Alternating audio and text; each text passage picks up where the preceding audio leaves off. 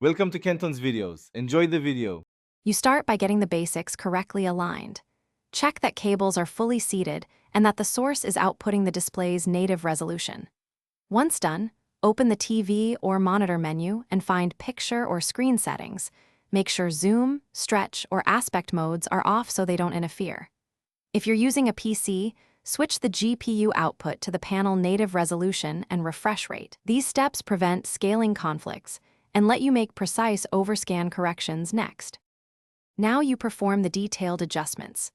On the TV or monitor, locate overscan, screen fit, or picture size and move the control until edges align. Small increments matter.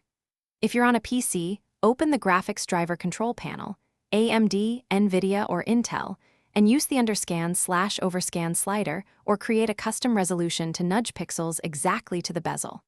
For streaming boxes, toggle output scaling or disable any cropping. Take your time so menu text and desktop corners are fully visible. Finish by saving the adjusted settings on every device and rebooting the display and source to lock in changes. Verify with a test pattern or by moving windowed apps to each corner. Make sure nothing is cropped.